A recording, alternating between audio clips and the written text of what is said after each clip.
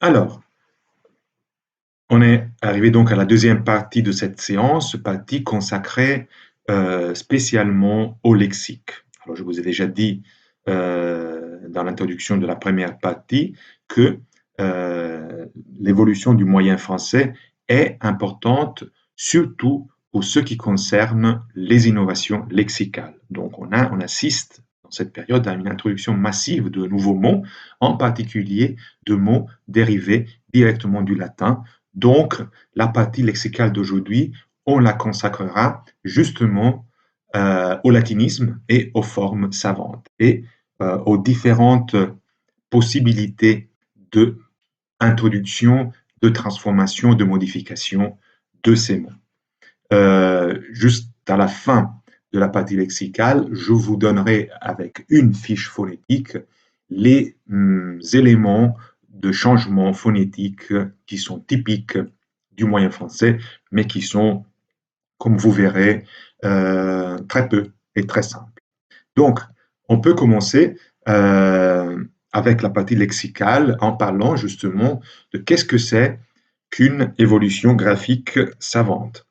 C'est la tendance à se rapprocher de la graphie latine des mots.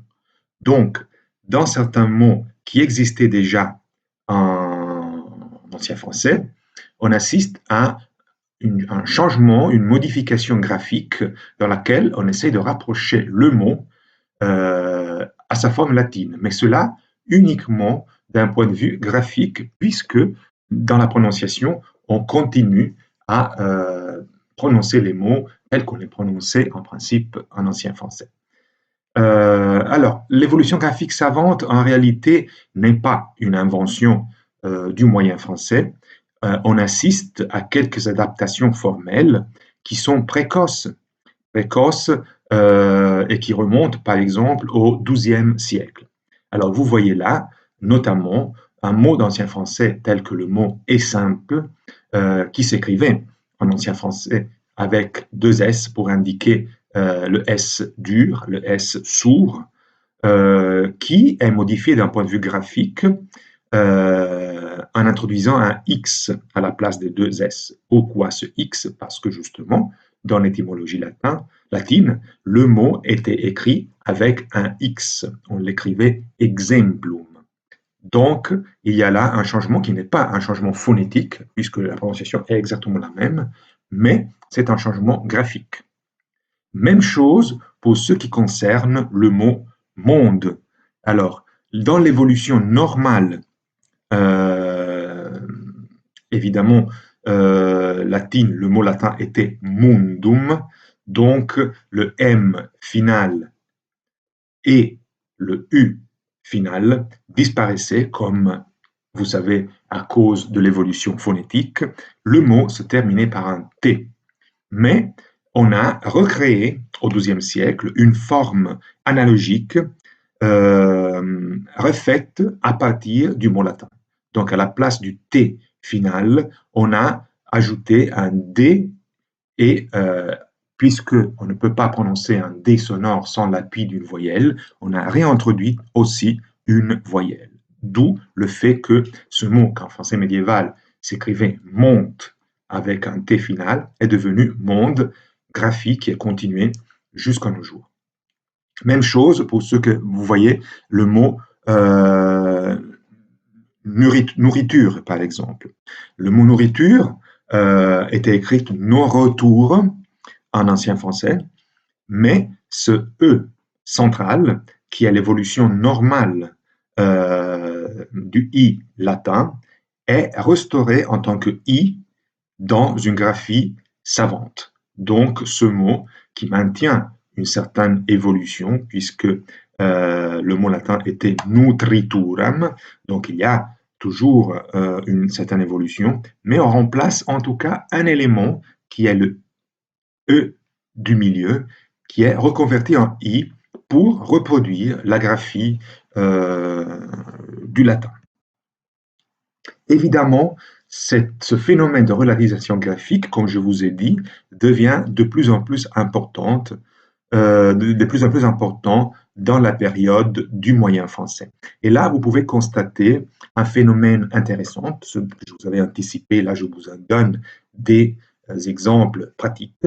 Certains mots qui existaient déjà en ancien français, hiver, pied, doigt, fait, douter, c'était tous des mots qui avaient subi une évolution importante. À l'époque du moyen français, on reprend ces mots et on introduit, d'un point de vue graphique, des lettres qui ne sont plus présentes d'un point de vue de la prononciation. Par exemple, vous voyez qu'on rajoute le H initial qui n'était plus prononcé pour se rapprocher de la graphie latine qui était hibernum avec le H. De même, pied, qui s'écrivait avec un E accentué à la fin, donc qui se terminait par un E, on voit réintroduire le D qui faisait partie de la graphie latine du mot pedem. Là aussi, vous voyez que ce D ne se prononce pas, on continue à prononcer pied, mais d'un point de vue graphique, on essaye de se rapprocher du latin. Encore plus intéressante cette modification lorsque ça concerne des groupes de consonnes. Par exemple, doigt dérive du latin digitum. Alors,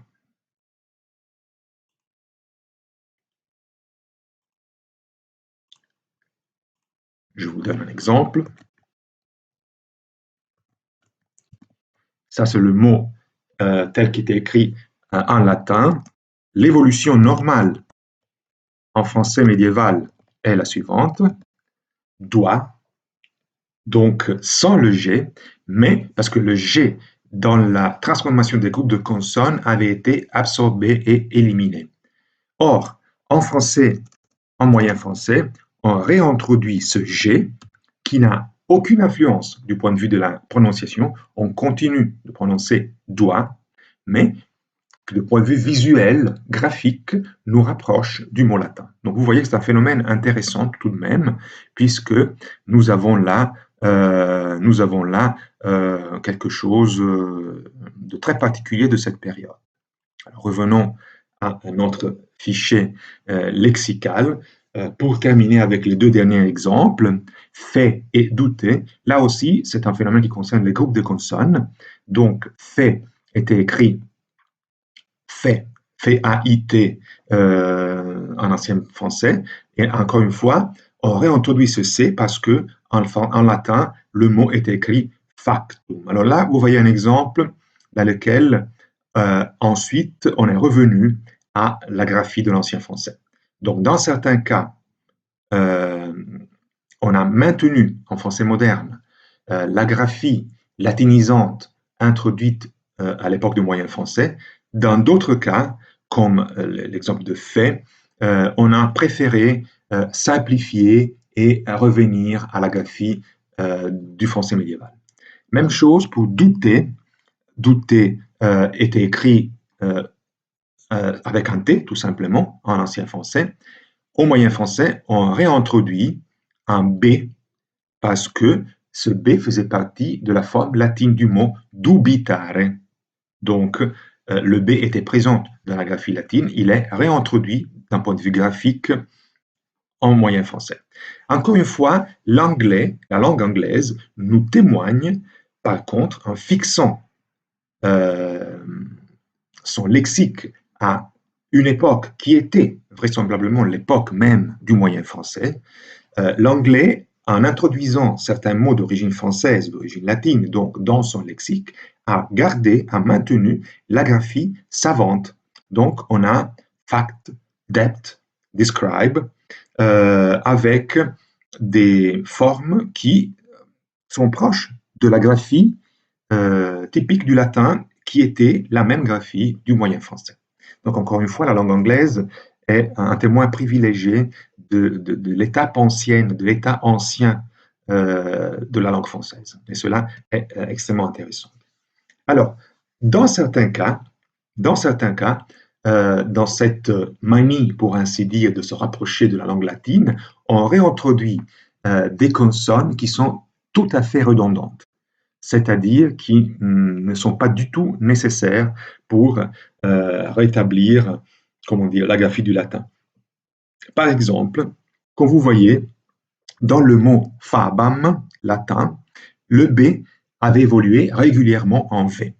Or, à l'époque du moyen français, on a voulu réintroduire ce B, puisqu'il faisait partie de la graphie latine, mais on l'a fait tout en laissant le V qui était déjà comment dire, le résultat de l'évolution du B. Donc on a une sorte de redoublement inutile, pour ainsi dire, de consonnes, dans laquelle la consonne B est représentée finalement deux fois.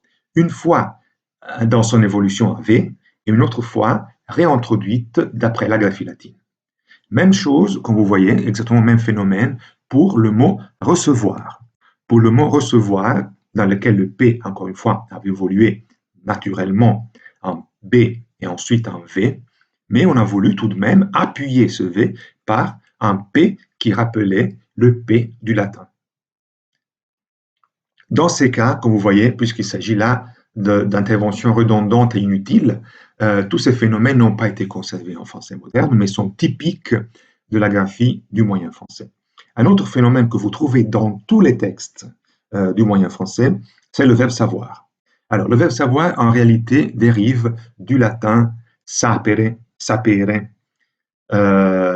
d'où l'évolution normale savoir. Mais, à l'époque du moyen français, on croyait plutôt que la base, l'origine de ce mot était le verbe chire, donc avec un C. D'où le fait qu'on a voulu réintroduire le C après le S. Et si vous allez remarquer, on le verra, si vous voyez, regardez dans les exemples que je vous ai donnés dans le dossier de texte, vous verrez qu'à chaque fois, toutes les formes du verbe savoir sont écrites avec CS. Parfois, évidemment, le C a une cédille pour éviter de le prononcer de manière dure. Un autre cas, c'est un cas d'hypercorrection. Sur ça, on reviendra par la suite. Par exemple, un mot tel que oleum devient huile, forme à laquelle on ajoute un H en pensant que ce mot en latin devait commencer par un H, ce qui n'était pas le cas. Donc, c'est un phénomène d'hypercorrection. Comme on a tendance à restaurer tous les H de début du mot, en tout cas là où il y avait un H au latin, par exemple homme, hominem, on a réintroduit le H qui existait déjà en latin, mais dans d'autres cas, on a introduit ce H même dans des mots dans lesquels le H n'existait pas en latin. C'est le cas du mot oleum, comme vous voyez. Finalement, une autre chose, un autre phénomène qu'on voit très fréquemment, et là on est à la limite entre le lexique et la phonétique, bien entendu, c'est l'extension de X, Z et Y à la fin des mots. Donc, je vous avais déjà dit, et je le répète, que X, en principe, était l'abréviation pour US et Z, l'abréviation pour TS. Comment dire, on applique toutes ces formes à la fin des mots, même là où ça ne serait pas nécessaire, parce que, par exemple, la forme chevaux, ça va, parce que en français médiéval, c'était Chevaus, donc le US était bien là, mais dans le cas de voix, le X ne remplace pas un US, mais seulement un S. Donc vous voyez qu'il y a une extension de ce X souvent à la place du S, même là où ce X ne signifie plus une abréviation pour US. Même chose pour le Z qui était l'abréviation pour TS, c'est le cas d'amitié. Amitié, le latin était amicitatem. Je vais vous écrire comme ça, ce sera plus simple, plus compréhensible en tout cas.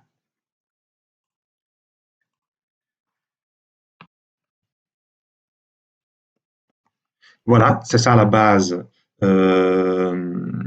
Donc vous voyez que, comme d'habitude, on procède à une élimination du M final, une élimination de la voyelle finale, et ce mot se termine par T. Donc, au pluriel, par exemple, on doit ajouter le S, ce qui crée le TS qui est à la base de l'évolution française amitié avec Z final. Donc, dans le cas d'amitié, ce Z est bien à sa place. Mais si on prend l'exemple de né, nasum, le né, alors dans ce cas, vous voyez qu'il n'y a pas de TS à la fin. Encore une fois, ce Z a été ajouté pour, comment dire, par extension de cette terminaison en Z, même là où à l'origine il n'y avait pas un TS. La même chose qu'on constate, c'est que là où il y a un I final, souvent ce I est remplacé d'un point de vue graphique par Y. Là, c'est un autre phénomène que vous verrez dans les textes, c'est typique, qu'on le retrouve très très souvent dans les textes du moyen français, et c'est un phénomène sur lequel le français est revenu en arrière. Le français moderne est revenu en arrière, donc ce Y normalement n'est pas conservé en français moderne. Alors, c'est à la même époque du moyen français, notamment au début du XVe siècle, qu'on assiste à la publication des premiers traités d'orthographe. Encore une fois, comme par hasard, le premier traité d'orthographe du français a été écrit en Angleterre. Ça s'appelle Orthographia Gallica. Encore une fois, l'anglais qui devait défendre la langue française entourée par d'autres langues est la première région, le premier lieu où on développe aussi des instruments pratiques et théoriques, des manuels, notamment dans ce cas un manuel d'orthographe. Après, évidemment, d'autres manuels suivront, mais on en parlera dans la prochaine séance. Alors, on reste toujours dans le phénomène de néologisme savant. Encore une fois, je vous montre quelques latinismes précoces, quelques latinismes partiels, parce que ce qui caractérise les formes les plus anciennes, c'est le fait que l'évolution savante concerne seulement une partie du mot. Par exemple, vous voyez dans ce cas, scola, le mot école, latin, scola commençait par un C plus consonne. Or, je vous ai dit qu'en principe, le français ne supporte pas quand un mot commence par un S plus consonne. Et donc, on a introduit toujours une voyelle, un E. Et vous voyez que dans ce cas, effectivement, le mot du français médiéval a subi cette évolution typiquement médiévale. Donc, on a là l'introduction du E. Mais si on regarde la voyelle tonique, c'est-à-dire le O, vous voyez qu'il y a un O bref qui aurait dû diphtonguer. Or, ce n'est pas le cas. Donc, ce O qu'on retrouve dans le mot du français médiéval est une forme savante, c'est-à-dire une conservation de la forme latine, partielle, puisque dans d'autres parties du mot, on voit que l'évolution continue de manière normale. Même chose pour le mot livre. Vous voyez que le B, la consonne, évolue normalement, naturellement, en V. Par contre, le I bref, tonique, qui devait devenir un E, est conservé en tant que I. Donc, encore une fois, on a un latinisme partiel qui concerne, dans ce cas, seulement la voyelle, mais pas la consonne. Un latinisme presque complet, presque total, est celui qui concerne les formes pape et nature. Dans ce cas, la seule évolution médiévale qu'on constate est l'évolution du A final en E muet. Mais pour le reste, vous voyez que aussi bien la consonne, le P et le T, que la voyelle, le A, sont conservés dans la forme latine. En principe, le P aurait dû évoluer en B et ensuite en V. Le T aurait dû évoluer en D et puis même disparaître. Là, par contre, ils sont conservés en tant que tels, donc c'est une forme savante. De même, le A, qui aurait dû palataliser en E, évoluer en E dans les deux cas, dans le cas de pape et dans le cas de nature, sont conservés. Et encore une fois, il s'agit là d'un latinisme savant. En fait, si on voulait, faire l'évolution naturelle du mot papa, on devrait avoir aujourd'hui pève. Je vais vous écrire Si ce mot, donc, avait subi une évolution normale, ce mot serait devenu comme ça, PEV. Au contraire, le fait que ce mot n'a pas suivi une évolution normale, mais a été conservé en tant que latinisme savant, a permis la conservation du A et du P du latin. Au XIIIe siècle, on assiste encore à des formes semi-savantes, c'est-à-dire des formes telles que estimer, prévoir, affirmer. Ce sont des formes qui conservent une certaine partie c'est-à-dire qui subissent l'évolution normale, mais seulement jusqu'à un certain degré. Par exemple, dans le premier cas, je ne vais pas commenter tous les cas parce que ce serait trop long, le i de estimer aurait dû devenir un e. Donc, on aurait dû avoir estimé. Là, par contre, le i est conservé.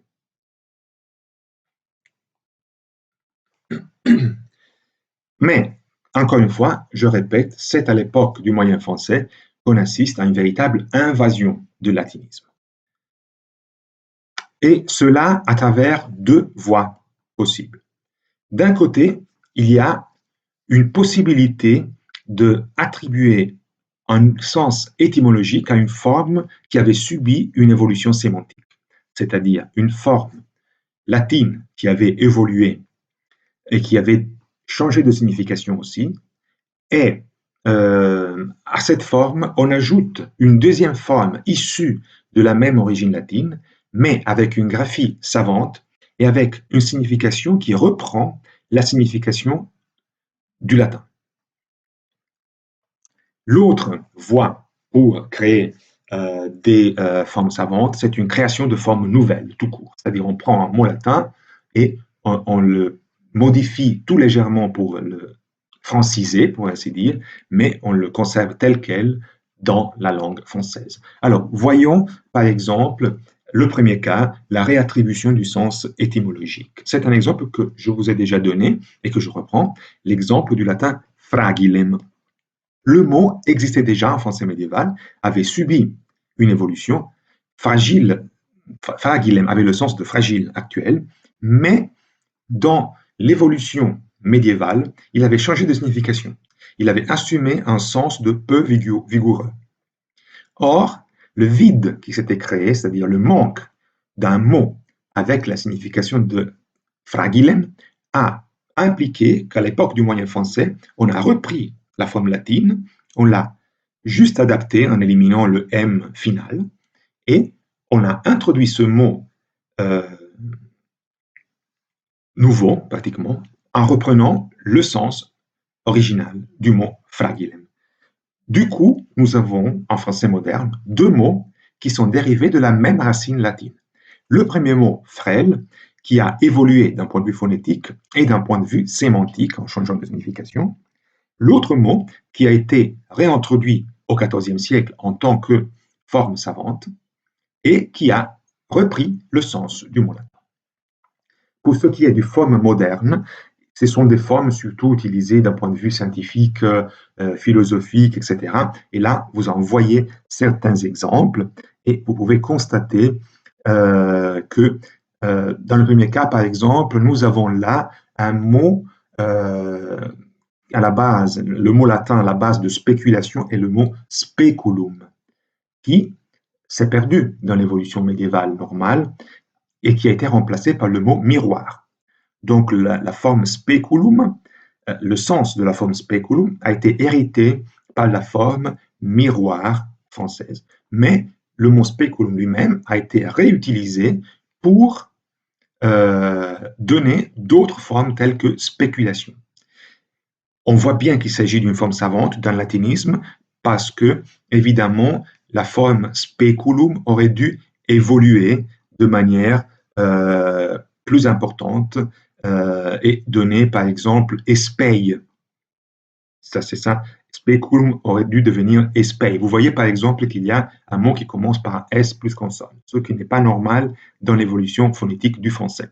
Et là, c'est la preuve, pour ainsi dire, qu'il s'agit d'une forme savante. Je ne vais pas commenter toutes les autres formes, mais il s'agit en tout cas de néologismes savants. Cette introduction massive du lexique, c'est ce qu'on a vu déjà. Donc d'un côté, on peut avoir, comme le cas de frêle, fragile, deux formes différentes avec deux sens différents, mais issues d'une même forme latine. De l'autre côté, avec cette continuelle introduction de nouvelles formes, on assiste à la création de beaucoup de doublets synonymiques, dont un cas est normalement évolution normale du mot français, l'autre cas est un latinisme. C'est le cas, par exemple, de triste, dolent. Triste est la forme française médiévale typique. Dolent, dolentem en latin, est une forme savante, qui ont, je ne dis pas tout à fait la même signification, mais à peu près. Donc, ils font partie, en tout cas, de du même domaine sémantique. Même chose pour ce qui concerne les autres exemples que je vous ai donnés, pousser et bouter, dormir, sommeiller. Là aussi, la première forme, dormir, est la forme française et la deuxième est la forme savante. Donner, bailler. Alors, je reprends un dernier cas dans le style de la forme frêle et fragile. On assiste parfois à une création, ces deux formes, quand on a deux formes en français dérivées d'une même racine latine, on parle en langage technique d'allotropes. Deux allotropes, ce sont deux mots qui ont en principe deux significations différentes, mais qui sont issus de la même racine latine. Une forme particulière d'allotropie est celle qui concerne les formes dérivées du latin cathedra. Le cathèdre, c'était un siège, un trône, pour ainsi dire. Là, vous voyez qu'on a une évolution populaire qui atteste une évolution typique de la langue populaire, c'est ce qu'on verra dans la prochaine séance, c'est-à-dire le R intervocalique dans le parler populaire, surtout parisien, à partir du XIVe siècle, a tendance à évoluer en S ou en Z. Et donc, une preuve, un témoignage de cette évolution populaire est constitué par le mot chaise. Par contre, la forme savante qui conserve le R de la forme latine est la forme chair. Donc vous voyez, chair et chaise sont deux mots avec deux significations un peu différentes, mais issus d'un même mot. L'une de ces formes, la forme chaise, atteste une évolution populaire qui a laissé peu de traces dans la langue officielle, dans le français officiel pour ainsi dire, mais qui était très répandue à l'époque du moyen français. Et l'autre forme, par contre, qui conserve le R du latin, est une forme savante. Alors, dans cette fiche, je me limite à vous donner encore quelques exemples de formes savantes latines, en ajoutant tout simplement que vous avez aussi quelques formes savantes d'origine grecque. Normalement, ces formes grecques sont encore plus récentes, c'est-à-dire ont été introduites vraiment à une époque moderne dans laquelle on a refait un certain langage scientifique et technique à partir des formes grecques, une fois que la connaissance du grec s'est bien rétablie. Mais nous avons dans la langue actuelle des formes savantes qui sont d'origine latine et des formes savantes qui sont d'origine grecque. Et là, je vous en donne quelques exemples sans insister et sans les commenter, juste pour vous informer, pour vous montrer que le phénomène existe. Et on peut donc ensuite passer à une dernière fiche qui concerne justement les allotropes. Je vous en donne quelques exemples. Et encore une fois, vous pouvez constater que les formes savantes ne sont pas uniquement introduites et utilisées à l'époque du moyen français, mais il y en a qui sont beaucoup plus anciennes, à partir même du XIe siècle. Vous voyez la forme absous et absolue. Là, nous avons deux formes dérivées de la même forme latine absolutum, dont une, absolue, est une forme savante introduite au XIe siècle. La forme savante, dans ce cas, est témoignée par la présence du L qui n'a pas vélarisé, mais qui a été réintroduit. Ensuite, on a d'autres formes au XIIe siècle, comme vous pouvez constater, avoué, avocat, chose et cause. Là, c'est une forme, ce sont deux formes extrêmement utilisées et répandues. Et il faut donc constater qu'il s'agit de deux allotropes qui dérivent de la même forme latine, causam. La première forme qui nous montre la palatalisation du C et la réduction de la diphtongue AU en O, c'est-à-dire chose, est la forme évolution normale. Par contre, la forme cause, qui n'a pas de palatalisation et n'a pas de réduction de la diphtongue, est une forme savante. Même chose pour un autre mot, deux autres mots très répandus et très utilisés, c'est-à-dire le mot hôtel et hôpital, qui dérivent d'une même racine, hospitalem latin. La première forme est une forme d'évolution normale. La deuxième forme, hôpital, est une forme semi-savante, parce que vous voyez que dans le français moderne, on a tout de même éliminé le S. Hein. Donc, ce S a suivi le destin de tous les S suivis par une consonne. On passe ensuite à l'époque du moyen français. Et là, vous voyez toute une autre série de formes savantes qui donnent lieu à des allotropes. Ce sont c'est le cas des formes loyales et légales. Loyale est la forme par évolution normale, dans laquelle le G intervocalique devient iode. Et par contre, légale est la forme savante, dans laquelle vous voyez qu'il n'y a pas d'évolution ni du côté de la voyelle, ni du côté de la consonne G. Ensuite, chétif, captif, encore une forme du XVe siècle. Livré, libéré, vous voyez que là, le sens est quand même assez différent. Rançon et rédemption, ce qui nous montre bien le phénomène de l'évolution du français médiéval, c'est-à-dire le mot latin était un mot très long, redemptionem. Or, vous voyez l'effet de l'évolution très poussée du français qui réduit cette forme très longue à un mot très simple de deux voyelles, rançon. Par contre, le mot savant, rédemption, récupère une partie du matériel phonétique du latin. Même chose et même phénomène pour un mot introduit au XVe siècle, métier et ministère dérivent de la même racine latine, ministerium, ainsi que les mots muet et muté, qui dérivent de la même forme latine, mutare. Cette introduction de formes savantes, évidemment, ne s'arrête pas à l'époque du moyen français. L'époque du moyen français est l'époque dans laquelle ce phénomène est particulièrement fréquent et abondant, mais ce phénomène continue aussi dans les siècles suivants. Donc on a vu que c'est un phénomène qui commence à l'époque précoce, donc les premières formes savantes remontent même à la fin du XIe siècle, et qui ne s'arrête pas au moyen français, mais continue aussi au XVIe, XVIIe, XVIIIe siècle. Là, je vous en donne des formes plus récentes. Vous voyez, certaines formes sont vraiment des formes techniques, scientifiques. C'est le cas, par exemple, de ausculter, donc, qui dérive de la même racine auscultare, qui donne écouter en français médiéval, mais qui a été réintroduit dans le langage médical.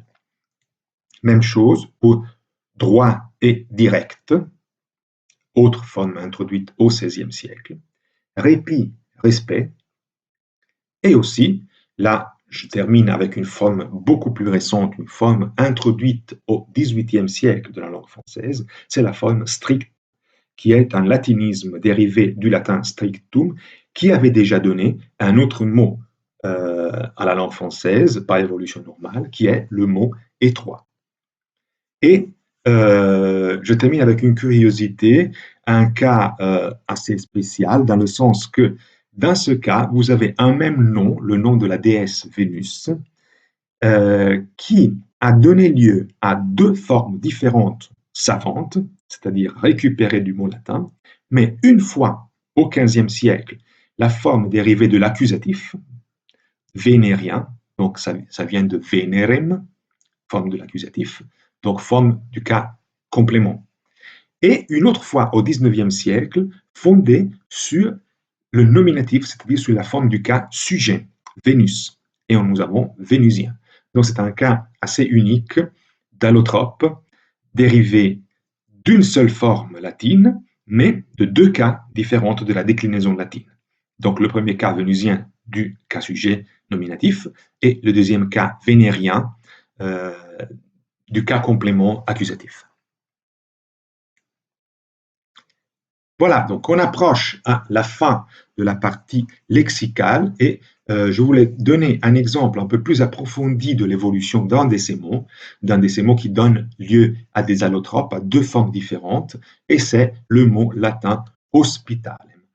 Alors, vous voyez là les différentes significations que ce mot peut assumer, c'est-à-dire la signification d'hébergement, de lieu d'hébergement, de maison, d'établissements hospitaliers ou d'ensemble de maisons, trains de maisons. Alors, comment toutes ces significations se sont ajoutées l'une à l'autre dans l'évolution du mot? Il faut faire un peu d'histoire. Alors, en latin classique, le mot hospitalem était un adjectif qui indiquait uniquement la destination d'un lieu à l'hébergement, c'est-à-dire un bâtiment destiné à l'hébergement était un bâtiment hospital qui servait à l'hébergement. À partir du latin gallo-roman, le mot hospitalem est devenu un substantif qui a commencé à désigner l'hébergement lui-même, c'est-à-dire le bâtiment lui-même. Au moment de l'évolution en ancien français, donc, le mot hostel, dérivé par évolution normale du mot hospitalem, pouvait indiquer soit le procès d'hébergement, soit le lieu d'hébergement, qui pouvait être temporaire, c'est-à-dire un lieu destiné aux pèlerins, aux malades, par exemple, ce qu'on appelle gîte aujourd'hui ou hôtel-dieu. Le nom d'hôtel-dieu dérive justement de cette signification de hostel, ou un lieu d'hébergement permanent et donc une maison. À partir du moyen français, donc du XVe siècle, par contre, hostel se réduit, enfin, la signification du mot hostel se spécifie dans la dénomination d'un lieu d'hébergement, donc quelque chose qui est différent d'une maison. C'est un lieu d'hébergement temporaire et pas tout à fait permanent. Ou bien, pour mieux dire, ça peut être, c'est le cas numéro 1, un lieu permanent, mais alors pas une maison. C'est un lieu, un bâtiment de grande taille ou destiné à l'administration. Et c'est la signification que nous avons dans l'expression hôtel de ville actuelle. Deuxième cas, le plus fréquent, ce mot désigne un lieu d'hébergement temporaire, donc un lieu affecté au logement payant. Et c'est le sens actuel du mot hôtel tout court. D'où la nécessité de réintroduire un mot savant, le mot hôpital, pour indiquer une nouvelle signification, celle de lieu dans lequel on accueille les malades. Donc c'est le sens du mot hôpital moderne qui est une forme savante, comme vous pouvez constater par l'absence d'évolution. Donc vous voyez que l'histoire des mots provoque beaucoup de changements. Dans ce cas, il y a eu en même temps une évolution sémantique très profonde qui a donné lieu à plusieurs changements de signification de ce mot. Et de l'autre côté, dans ces glissements sémantiques, il y a une case, celle de établissement hospitalier, qui est restée vide et qui a donc été remplacée par une nouvelle forme savante, la forme hôpital. Alors, c'est tout pour le lexique, mais comme je vous avais dit, avant de finir cette deuxième partie de la séance, il faut juste regarder une fiche phonétique qui vous donne les informations essentielles sur les rares phénomènes d'évolution typiques du moyen français. Alors, le premier phénomène concerne les voyelles en hiatus, c'est-à-dire les rares cas dans lesquels en ancien français on avait conservé deux voyelles l'une à côté de l'autre avec le valeur de deux syllabes. Donc chaque voyelle valait pour une syllabe. C'était les formes meur, maturum, latin, seur, securum, ver, vedere. Ces formes avec hiatus, normalement, évoluent au XIVe siècle ou à partir du XIVe siècle avec l'élimination du E muet, ce qui, en principe, comporte l'allongement de la voyelle qui reste. D'où le fait qu'en français moderne, on utilise en fait un accent circonflexe. Donc, le E central, le E muet, a tendance à être absorbé, à disparaître, mais cela provoque l'allongement de la voyelle tonique. Autre phénomène qui n'est pas un phénomène phonétique, mais que je devais tout de même mentionner parce que c'est un phénomène très important, un phénomène majeur, est la fin de la déclinaison bicasuelle. Je vous avais dit que d'un point de vue morphologique, l'ancien français se distinguait parce qu'il utilisait deux formes différentes pour indiquer le sujet et le complément. Or, cette distinction s'estompe à partir du XIVe siècle. Et c'est la fin donc de l'époque. C'est une élimination qui avait été, encore une fois, anticipée en anglo-normand. L'anglo-normand a perdu la déclinaison bicasuelle beaucoup plus tôt et que, à l'époque du moyen français, s'élargit à la langue française tout court. Troisième phénomène phonétique auquel on assiste pendant l'époque du moyen français, c'est la nasalisation de deux seules voyelles qui restaient non nasalisées. Donc nous avions déjà vu à époque assez tardive, mais en tout cas plein Moyen Âge, que les voyelles A, E et O avaient nasalisé. Les voyelles extrêmes, les voyelles fermées I et U, sont plus résistantes à la nasalisation et la nasalisation de ces voyelles s'accomplit justement au XIVe et XVe siècle. Autre phénomène, c'est un phénomène de transition vers la réduction des diphtongues. Je vous avais parlé de cette évolution. Allez récupérer la fiche phonétique dans laquelle je vous montre l'évolution de certaines voyelles latines qui arrivent jusqu'à la forme ouai au niveau de prononciation, forme ouai qui s'était arrêtée du point de vue graphique à la graphique OI, comme encore aujourd'hui. Donc, OI était prononcé jusqu'à l'époque du moyen français ouai. Or, la tendance à l'époque du moyen français, c'est une tendance à la réduction de la diphtongue. Donc, ouai est souvent réduit à est. Sauf à Paris, dans lequel on assiste à une évolution différente qui amène à la prononciation wa, qui sera finalement, mais on en parlera dans une des prochaines séances, qui sera finalement la prononciation officielle du français, acceptée en français moderne à partir du XVIIIe siècle. Mais évidemment, on reviendra sur ça. Pour l'instant, ce qui nous intéresse, c'est de constater que la diphtongue ouai a tendance à se réduire à est, et cela a beaucoup d'implications sur lesquelles on reviendra, notamment la prononciation des désinences de l'imparfait, des verbes à l'imparfait. Dernier phénomène, c'est l'effacement des consonnes finales non dentales et vélaires. Nous avions déjà vu, si vous allez récupérer la fiche de l'évolution des consonnes finales, vous verrez, on avait déjà parlé d'une tendance à l'élimination de toutes les consonnes finales, en particulier des consonnes dentales et vélaires. Là, à l'époque du moyen français, cet effacement se complète avec l'élimination du point de vue de la prononciation. J'insiste parce que on est à une époque dans laquelle la graphie des mots est désormais assez stabilisée.